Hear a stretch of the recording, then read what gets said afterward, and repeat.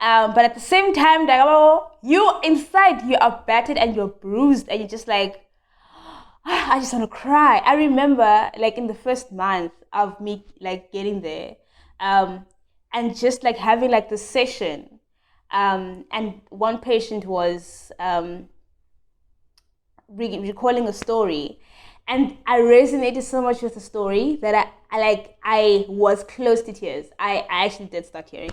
I started crying, but in that moment, I can't just be like, oh my gosh, I relate. No, like, you must relate inside, and you must hold that patient and hold yourself together and still keep it moving. And it's so difficult. It's so difficult.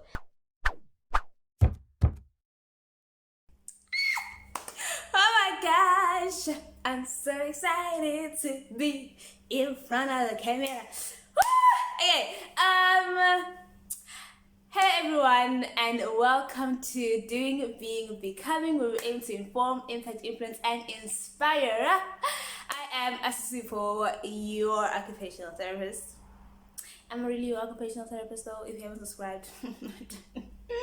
I don't know.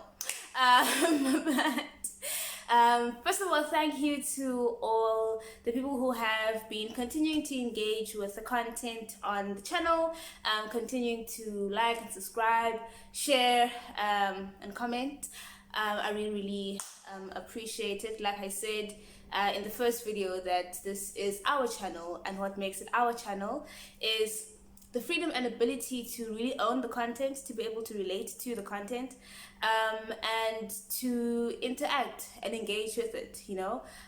This is not a off comments channel, so I really do appreciate every single form of engagement, and I really do see all of you, and thank you for allowing this channel to gradually grow and to gradually have the impact that it is having. So personally, for me, I'm not going to lie, it has been difficult, keeping up and maintaining the channel for various reasons, mostly like personal reasons. But I do appreciate that people are still able to relate to what is on there. So because there's just been so much going on, for this video I decided to go back to the original intent of the channel, and that was to create a resting place for other newly qualified occupational therapists, especially Black South African newly qualified OTs. But that intention was kind of moved by the pandemic, and so those who had subscribed and have been subscribing since the beginning, shout out to you guys. This channel actually started in March of 2020, and that was actually at the beginning of the pandemic, and because there was just such a huge burden on mental health, and the burden got magnified because of the gravity of the pandemic, I felt it was appropriate then to switch the direction of the channel, and create content that would be more around mental health and creating the content for the public, and that was the main focus. Kind of neglecting the resting place and support that are aimed to create for other therapists through this channel. And yes, mental health continues to be a pandemic on its own, and it continues to be a huge burden and plight, with not enough interventions for it. However, for reasons that are of conviction to me, I've decided that for at least this video, to go back to the original cause and to kind of like speak to other therapists, and I will do this through therapeutic use of self, and and that actually goes back to one of the videos that I created about the 6 lessons that I learned from being an OT, and one of those being therapeutic use of self. And therapeutic use of self is the ability to use your experiences, your expertise, and just who you are, and bringing that into the therapeutic space to help facilitate the therapeutic process. So by me bringing myself and being vulnerable in this moment, I'm hoping that, it's going to kind of stir something within you. And that is why, again, I am urging for your engagement in the comment sections, because I hate being vulnerable. Especially when I feel like it's not necessary, or I feel like it's for free, So I'm doing this with the sole aim of just being honest, being authentic, and which I really always aim to do with this channel, is to always just to come authentically, to come as genuine as I can, and to allow the channel to morph into what it is supposed to morph into, praying and hoping that it is speaking to someone. So I also do pray that this video will reach who it is supposed to reach, and that the words will fall in the right way and in the right place, and that it will kind of just like click and make sense for you and wherever you are, because I do believe that whatever we're going through, we never go through it alone. And that's why, I just thought it would be valuable that instead of me just being absent from the channel and just like going through life and figuring things out and then coming back with just like content-based stuff, it's just to be honest, to be like, listen guys, therapeutically, professionally and personally, this is what is happening right now. And just honoring, that we are way more than our professions. We are way more than the roles that we play, in our different spheres of life.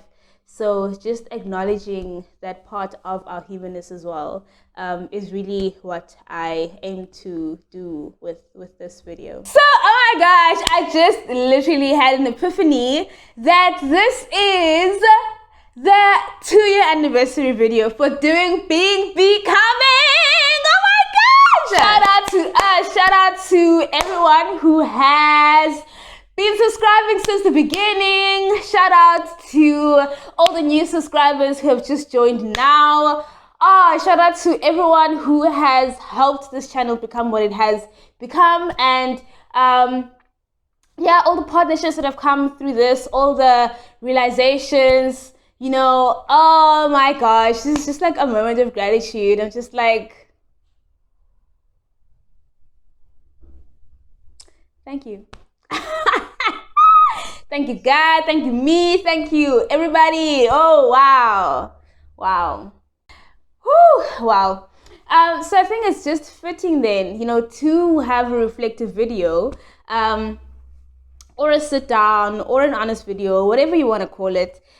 Just really, deciphering and being real about what it actually means to be a therapist today.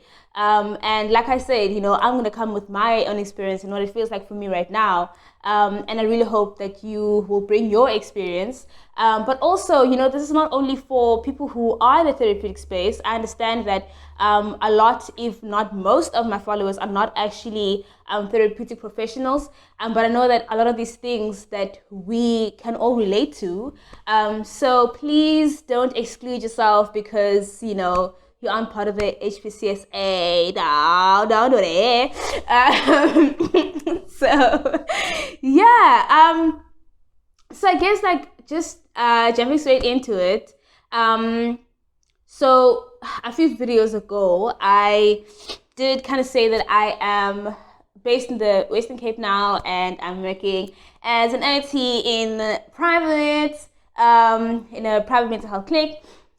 And yeah, so obviously that's going to be the space from where I am speaking, because that's what my context is at the moment.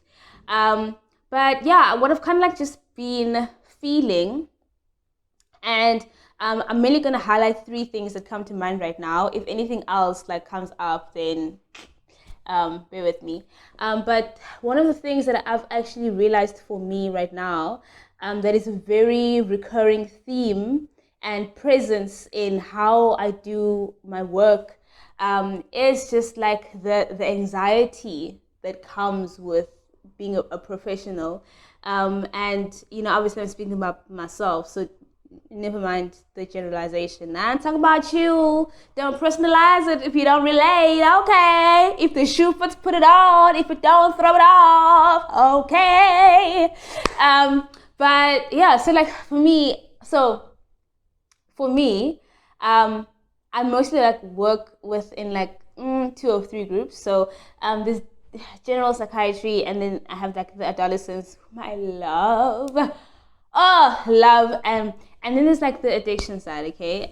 Working with substance use disorders, people with substance use disorders. And like what I've noticed is, especially when with the people who with substance use disorders, whenever I approach an intervention with them, I get like this extreme anxiety.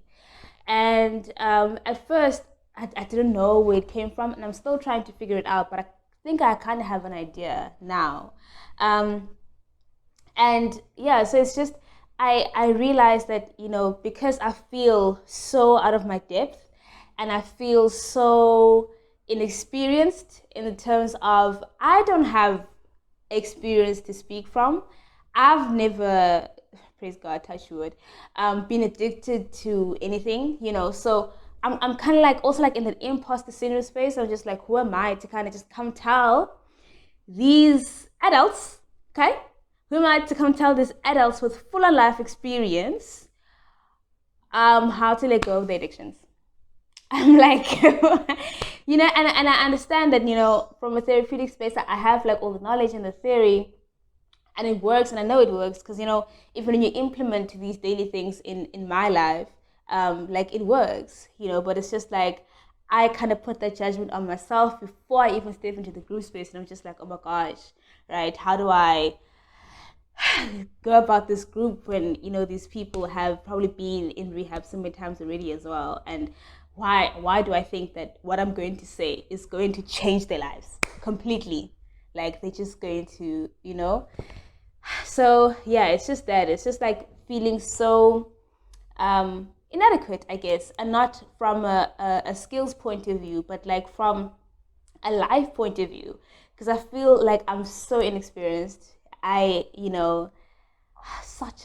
like I'm so inexperienced, and they have so much experience, and now I am coming here giving them all these answers, and I'm just like, how so? So yeah, that's just been like the one thing, just having like extreme anxiety and like imposter syndrome, and just kind of feeling like, in terms of vision and purpose, I see the alignment, but in terms of, I don't know in terms of what, but like I just feel like the space is just so big, and I feel so swallowed by the space. So yeah, and also it's just like meeting people, like meeting all these people who are going through like all these different stages in their lives, and I'm just like, damn, like, just like, damn. and just feeling like, just like doubting my intervention, really. I'm just like, yo, like, you have serious problems, and I don't even know it, like, is my solution for you even going to be enough, but like I have to trust that it's going to be enough. And then again, with that, something that I always go back to and always get reminded of is that, like, sometimes we think that our intervention is supposed to be so like elaborate and and so complex, but like honestly, sometimes it's just the most basic things. Like it's the smallest things. It's the smallest things, like habit formation, like setting goals, like small things, and really, like, in those moments of just being like, oh my gosh, I'm so overwhelmed, like this place is swallowing me. I just remind myself, like, to go back to basics and being like, no, I say, like, these things work, like, trust the intervention, like, trust the intervention, and like trust yourself, and it's also like, yeah, that in that space of just doubting myself and feeling like, oh my gosh, I'm not doing enough, that like the feedback is completely different to what I'm saying, like people being like, oh my gosh, you are, you're so great, and just having like all these nice things said about you, and I'm like, no, I'm not great. Yeah, and the other thing also is just, whoa, wow, wow, wow. I'll actually like create another video of this, about therapy for the therapist, because wow, I mean, it was one of the things that my manager suggested before I got into this job. And even like from varsity, it is something that we were told that you need to have a supervisor, you need to have a therapist, because just like to offload, like some and stuff. But wow, when I stepped into this position, I was like in a very like emotionally like vulnerable state. Okay. So and now like it's so trippy. So now I'm in this emotionally vulnerable state, and I'm stepping into therapeutic group spaces where I'm supposed to be facilitating this therapeutic process.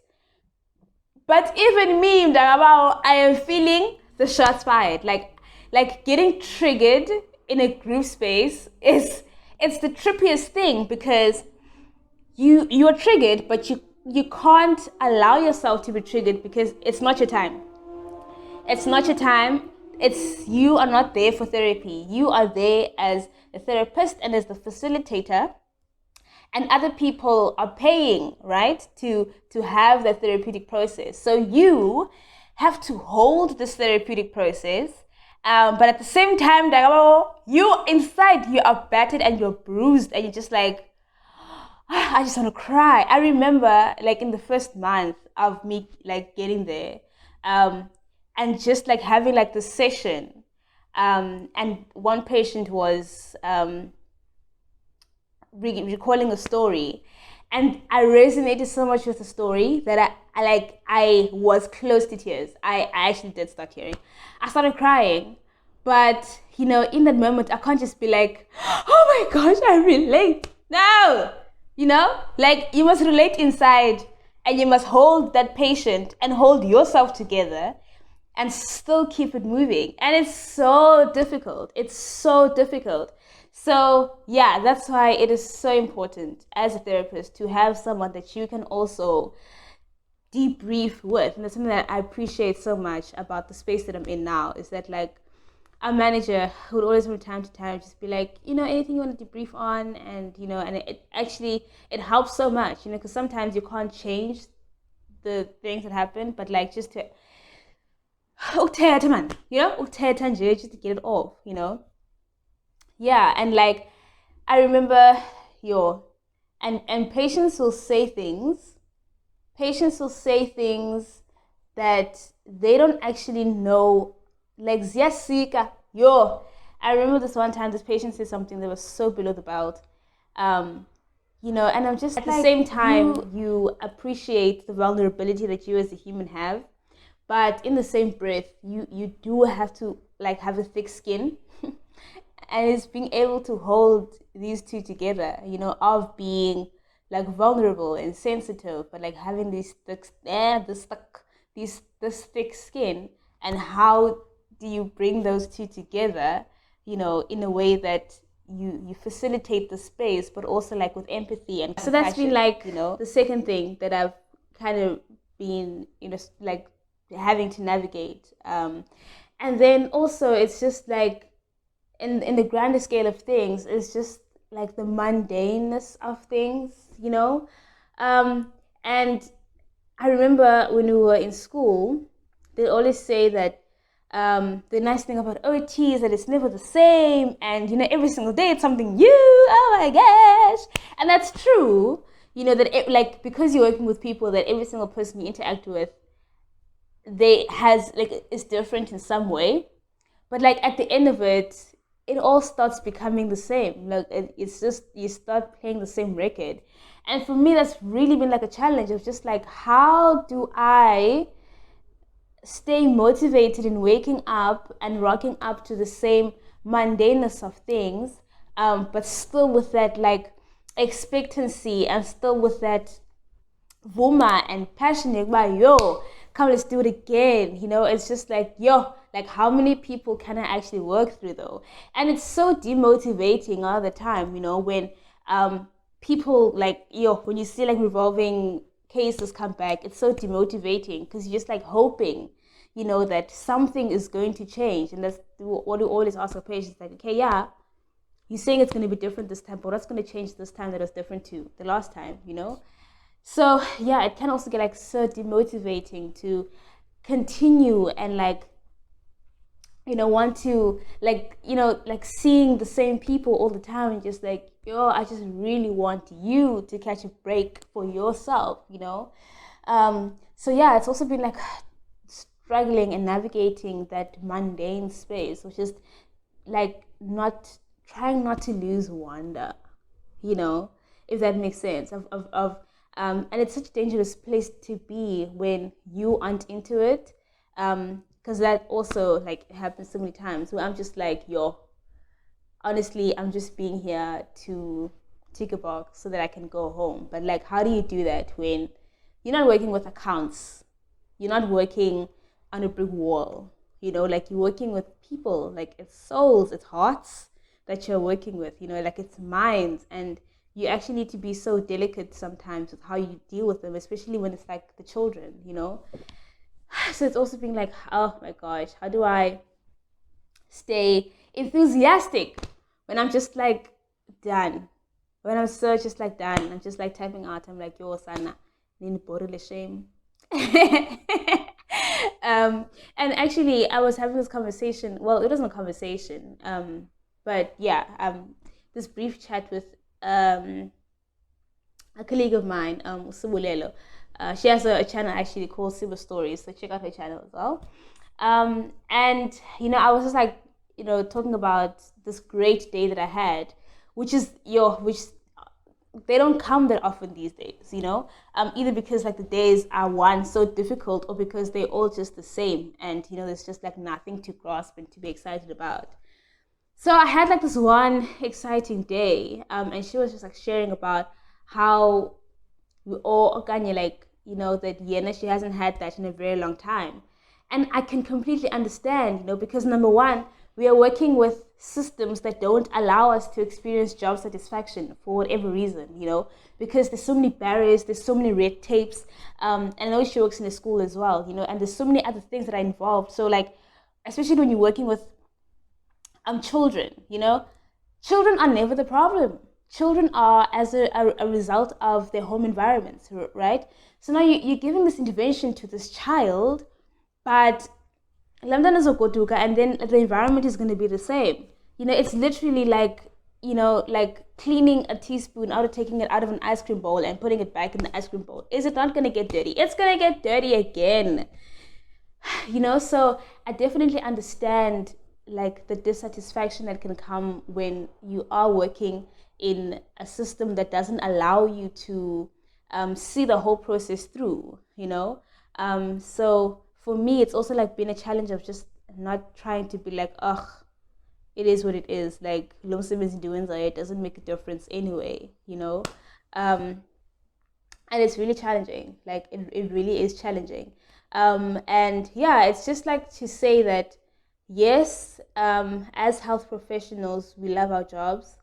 And I would hope that most of us love our jobs. I love my job personally. I love my job. I don't see it as job. Anyway, I see it as like my life's work. I love what I do, and I don't think that I would see myself in a space where I am doing something different that doesn't aim towards the same end goal. But it's just to say that like it's not all hunky dory. It's not all, oh my gosh, this is great. Oh my word, like it's not always gold, and yeah, it's just to say that like when we're keeping it real, like the struggle is real, and I'm going to say, like, being a health professional in mental health is so difficult, because, like, how do you separate the two? You know, how do you separate your own mental health versus Lomto, who's come in now with suicidal ideation, and you have to be in their space and kind of just be like, okay, let my anxiety and depression just keep quiet for now, so that, you know. So yeah, but yeah, that's where I have been. That's the space that I have been. And yeah, I'd love to hear how you have been, so that we can, you know, just like share tips, support each other, and then also, you know, if there are things that, you know, content that could come from that, of, you know, what we can actually do to make this a supportive space for each other, then, you know, that would be fantastic. That would be great. So yeah, just a reminder that, like, you know, even if you aren't a health professional, I, you know, would still, you know, like to hear how you have been performing these days, whether it's in whatever area of functioning, actually, whether it's your studies or your work, family roles, play, leisure, and how your mental health has been in terms of that. Is it improving? Is it declining? You know, and also just a reminder, man, that, like, as far as you know, please do what is necessary for you to be of good mental health. Please give yourself the break that you really need. I know sometimes it can be difficult because we can feel that life is so demanding. But, you know, in retrospect, I've always seen that the break that I thought I couldn't give myself, I really could have given myself. So you too, if you feel like you deserve a break but you can't give yourself that break, then please reconsider. And if you really can't give yourself your break, then, you know, make the what necessary adjustments within, you know, what you are working with. Don't suffer alone, guys. Don't suffer alone. And yeah, I think just going back to it all, you know, this channel is called Doing, Being, Becoming. And when we talk about doing, being, becoming, we're speaking about doing, you know, the things that make us happy, the occupations that add meaning to our life, the activities that add meaning to our life, being the greatest form that we, you know, want to be, and becoming, you know, that which we envision for ourselves. And that will be my ultimate dream and prayer and hope for you, is that you will always do what sets your heart on fire, not in a heartburn, angry, rage kind of way, but in a passion and purpose and meaningful kind of way. That you always do what sets your heart alight, that you'll always be who you are content with being, and that you always become, you know, your greater self despite of all your fears. So with that in mind, then let us continue to do all in our power to do, be, and become. Until the next video, O team, I love you all, and goodbye.